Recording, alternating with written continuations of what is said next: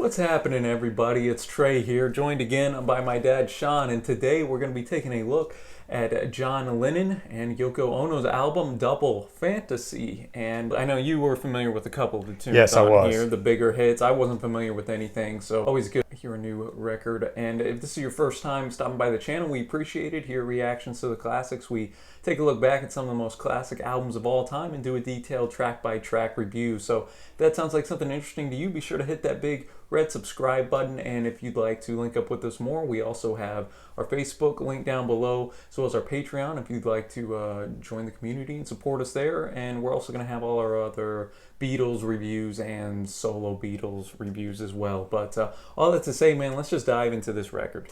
Yeah, Trey, this is his fifth studio album since leaving the Beatles. It was released in November of 1980 with Geffen Records. It was produced by Jack Douglas. Lennon eventually told he wanted to work with new musicians, and so he had Jack find these musicians, and they didn't tell him who they were rehearsing for. So the first day Lennon walked in there, they're like, wow, it's John Lennon. Like, oh, okay, well, this'll do. This'll do. And because John had taken a 5-year hiatus to raise his son, Sean, Yoko was running the business affairs. So John was a, quote, house husband, which he writes about in one of these songs that we'll get into.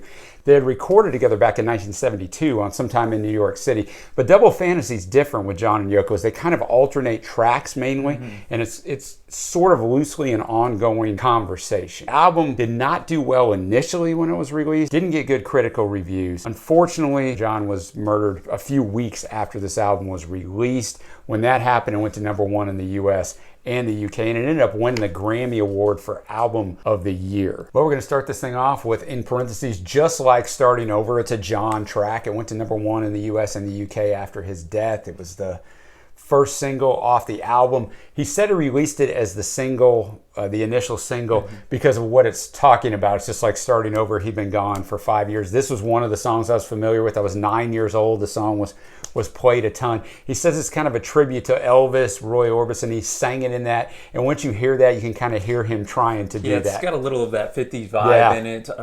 Overall, I think the production stood up for not just the song, but the entire record pretty well, especially compared to some of Mind Games was a little muddy at points. Yeah, I agree. This that we heard here, production-wise, was really solid, and I enjoyed the choir at the start. He takes a little non-accusatory stance, saying no one is to blame here, but it's just like starting over again. So I thought it was a fine way to start off the record. Agreed. That brings us to the first Yoko track, Kiss, Kiss, Kiss. It's disco and new wave influence. Features her simulating some sounds you have when you're intimate with someone. She said, John's saying in Starting Over, we had the energy in the 60s. In the 70s, we were separated, but let's start over in the 80s. He's reaching out to me, the woman. This was the B-side to the single, Starting Over. And Travis got to cover this right now. It's going to be a repeat for me throughout this thing.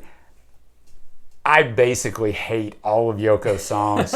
I hate her performances. There's a couple songs that are okay that we'll get to eventually, but man, I mean, I'm not going to belabor this. I just can't stand it.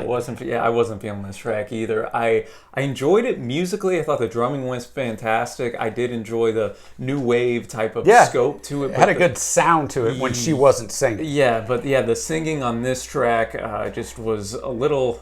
Just not a little. It was pretty off-putting. I was just saying, I'm about to take that little off there. Yeah, it was tough. Off-putting, and then the ending outro. I could have done without hearing Yoko go all in with that. But hey, yeah, me too. We'll leave it at that, and then we'll move on to the next John song, "Cleanup Time," which deals a little bit with the rebirth, and some of the impetus around this song was when Lennon was talking to Jack Douglas, saying we're coming out of the 70s, and Douglas was like, hey, I guess it's time we, talking about the people cleaning up their drug habits, and then that kind of just sparked in Lennon's mind. He went over, got a piano lit going, and then the song just kind of fell from there. Yeah, and John said it wasn't autobiographical, yet they were cleaning up, he said, their finances, their diet, their drug habits. It even mentions in there that they're making bread, which John was very proud of. He learned how to make bread during this 5-year time, and they said he would just bake a whole bunch of bread. It also implements part of a nursery rhyme, the same one he used in Cry Baby Cry, so that was a nice throwback. I think the instrumentation on the song is excellent. For me, it's middle of the road for John songs. My litmus test on this is John songs. I'm never talking about the Yoko ones when I'm saying stuff like that. So for John songs, This was fine. It's a John track. I always appreciate a John track I haven't heard. Yeah, it had a little, funk and disco type of boogie groove to it in there, a brass, which added something unique. So I enjoyed it as well. And then we go to the next YOKO track. Give Me Something. It's only 1:35, and if you watch this channel, you know I make all these detailed notes. What I said for this is it's only 1:35, and it's terrible. So I'm just going to leave it at that. Yeah, again, I enjoyed the music behind it. It had a little just propulsive, punkish type of... I like you looking for the bright side of things. I do appreciate that. I'm telling you, the music here I enjoyed. It's just when the vocals came in, it just took me out of the track. It's a little too odd for me personally. So yeah, again, 0-2 for YOKO at this point. But we move on, trucking through this A-side, track number 5. I'm Losing You, another Lennon track. And during a lot of the writing of this album, John was actually in Bermuda. And this he wrote after he tried to call YOKO. He couldn't get a hold of her on the phone. Back in the day where you had to be around your landline for anybody to be able to get a hold of you. So it just got his mind going, like he felt like he was losing her a little bit. And so he writes in the lyrics about that and the things he'd done wrong. But then he also adds in there that he hadn't done anything wrong in a long time. And kind of, YOKO, you're still holding this against me. They wanted to release this as a single after his death, but they felt it was not appropriate because of the tragedy that had just happened. For me, I thought the vocal performance was strong, really good instrumentation. This one so far for me was the best track on the album. Yeah, I thought the production was, again, very crisp. Lyrically, probably the most standout tune for me, as well as Lennon turns inward here. So I enjoyed that, and then we're going to keep on tracking. Yeah, we went from I'm Losing You by John, here's where you see that interplay, to YOKO's I'm Moving On. And I'll tell you what, Trey, after I heard this thing one time, I freaking wanted to move on, but I don't want to beat that to death, but guess what? I'm probably going to.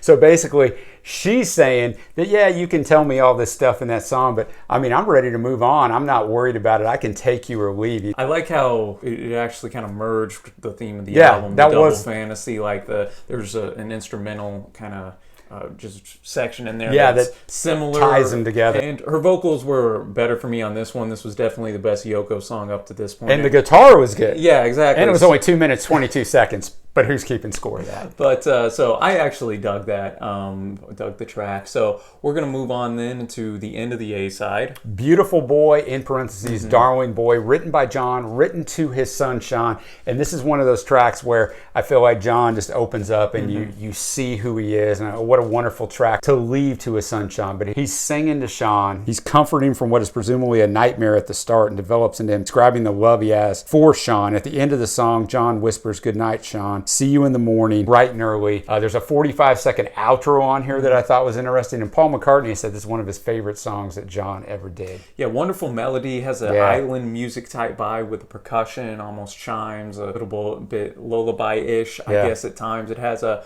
very sad in retrospect line here. "I can hardly wait to see you come of age, but I guess we'll both just have to be patient." Very touching song, and I'm sure Sean is glad that he's able to hear this song as the years go. That's what I thought was really cool about it. And I mean, obviously being a father, this song kind of did hit me pretty good in there. So yeah, I thought it was a great way to end the A-side. We're going to start this B-side off with what I think is the best song on here. Spoiler alert. Watching the Wheels, written by John, went to 10 in the US, 30 in the UK. He wrote this about the fact of his 5 years that he took off. Even in the first verse, he starts talking about how people thought he was crazy. Of course, what are you doing? Why are you stepping away? But he didn't view it that way at all. So he's watching the wheels of the rest of the world going around. Well, he's just sitting there watching it. Not in a bad way, but in a way like, I can take you or leave you. I'm content where I am right now. I thought the vocals were great. I thought the instrumentation was great. I thought it was an interesting ending. The horses galloping off. This song really, really worked for me. Really, I'm just going to piggyback off what you said. Again, production was very impressive to me. It sounded crisp. I like that street-sounding atmosphere at the end, kind of connected to the next song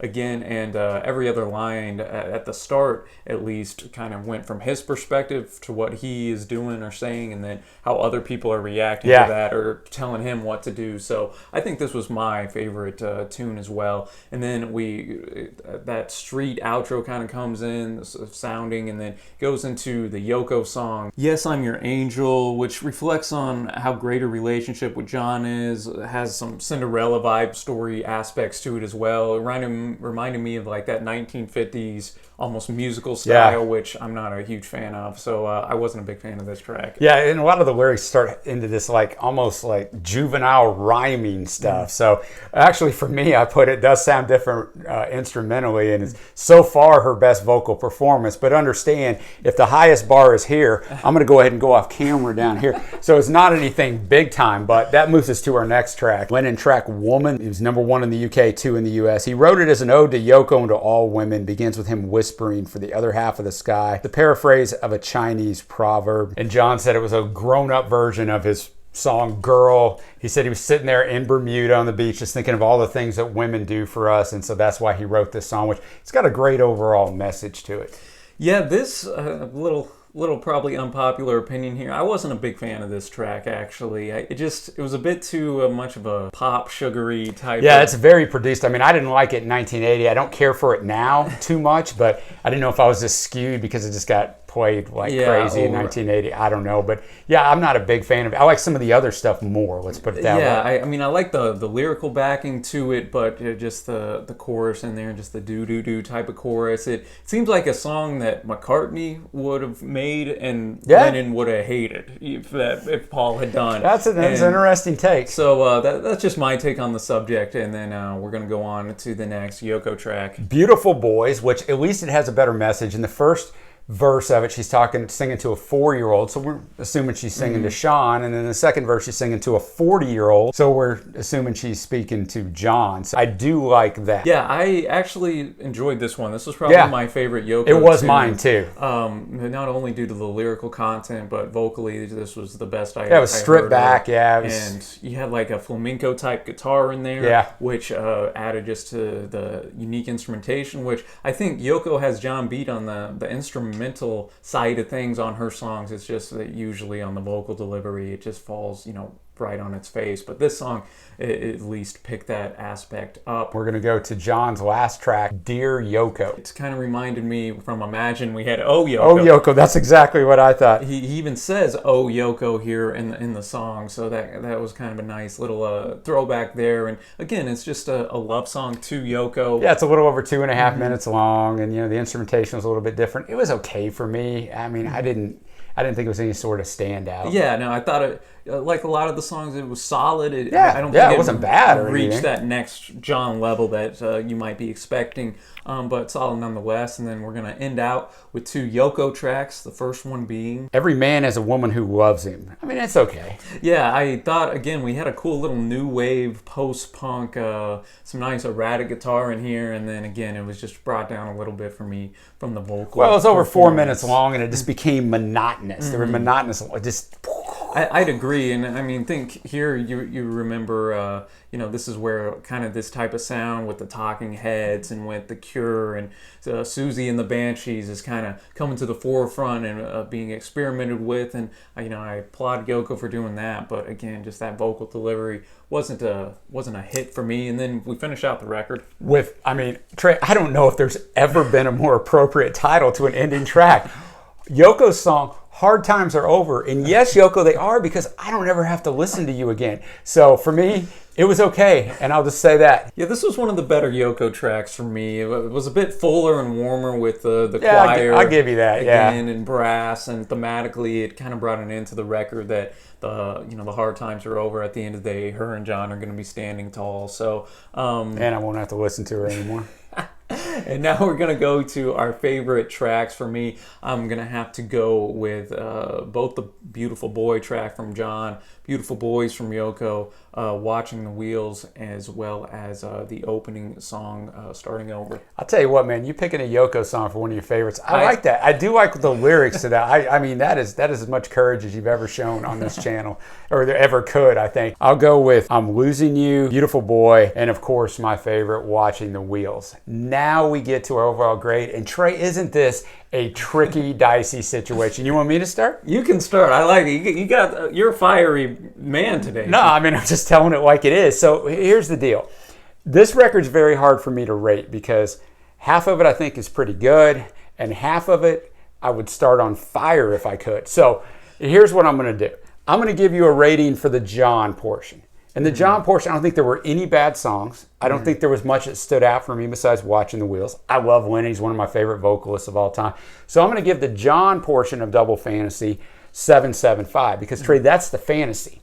Now, the nightmare part of it is when I got to put YOKO stuff in there. I'm not going to rate her stuff because I don't know if the scale goes there. So what I'm going to do is I'm just going to average the two together. So if I had to tell you the album rating on this, I'm going to go with a 5.75. So do yourself a favor. Listen to the John stuff, hit the little button, and move through the YOKO stuff, and you're going to be golden. What do you think? Man, I like it. You're impassioned today. That's where I'm just saying, man. That's what the best stuff is. No, I dig it. I'm going to be overall. I thought the production held up pretty well. Musically, Yoko's portion was interesting. John, I could take or leave the instrumentation parts. I didn't think he had really any, like you said, bad tracks. No. But nothing that really stood out compared to his other solo work, besides, Watching the Wheels. Yeah. So I'm going to be at the 6.0 for this record overall. Not one I'm going to be revisiting that often, aside from the few tracks that I added to the playlist. But, I agree. I think it definitely it's talked about more today, obviously, due to everything that happened afterwards. Exactly. But let us know what you think of Double Fantasy. Are you a big YOKO fan? Are you a big lover? Leave it in the comments below, man. I'll be glad to debate you. And as always, Dad, appreciate the research. It was interesting. Always good to see the backstories. And if you enjoyed this, be sure to hit that big red subscribe button. We do videos many times a week, reactions, reviews, live streams, a bunch of fun stuff. And until next time, my friends, thank you so much for watching, and we will see ya.